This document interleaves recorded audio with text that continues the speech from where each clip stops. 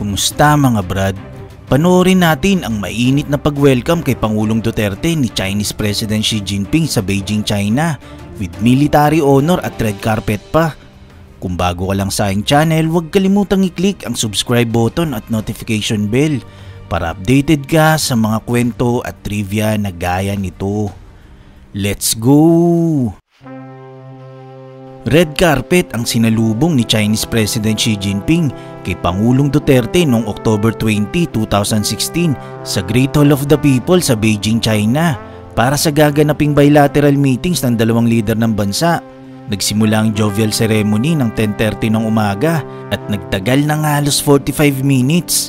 Ang Chinese Honor Guards ay winelcome ang Pangulo ng Pilipinas with gun and cannon salute. Dito tinugtog ng Chinese military band ang lupang hinirang. Halos nasa daang kabataang Chinese ang nagwagayway ng watawat ng Pilipinas at bulaklak bilang pagpupugay sa presidente ng Pilipinas habang tumutugtog ang military band. Ito ang kauna-unang state visit ng Pangulong Duterte sa China. Nakatakda ang bilateral meeting ng Pangulo kay Xi Jinping kasunod ng pagpirma ng 8 Memoranda of Understanding and Agreements para sa kooperasyon ng iba't ibang interes ng dalawang bansa. Ngayon, panoorin natin kung papaanong mainit na sinalubong ang Pangulong Duterte sa Beijing, China.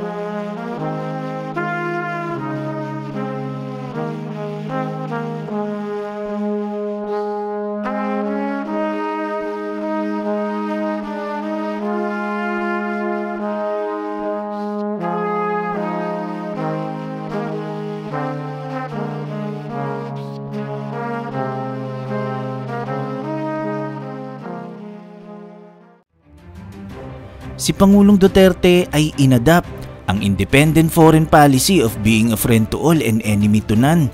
Ibig sabihin, bakit kailangan pumanig ng Pilipinas sa nagbubunggo ang tensyon ng mga bansang binansagan superpowers kung pwede naman silang kaibiganing lahat? Ang foreign policy ng Pangulong Duterte ay talagang nagbenepisyo sa ating bansa, economically, security-wise at maging sa kasagsagan ng COVID-19 pandemic. Kumbaga, pinush talaga ng Pangulong Duterte ang pagbabago ng foreign policy sa pamamagitan ng pag-reorient ng diplomatic relations ng Pilipinas sa mas friendly at constructive relations at pakikipag-engage sa China. Hindi lang sa China, maging sa Russia rin at iba pang mga bansa na medyo hindi tropa pips ng US. Ang kagandahan sa foreign policy ni Pangulong Duterte, tropa pips natin ang lahat ng bansa. Nagustuhan mo ba ang kwentong ito? I-click na ang like button at i-share ang video na to. Mag-iwan lang ng komento para sa inyong mga salubin. Maraming salamat. Hanggang sa muli.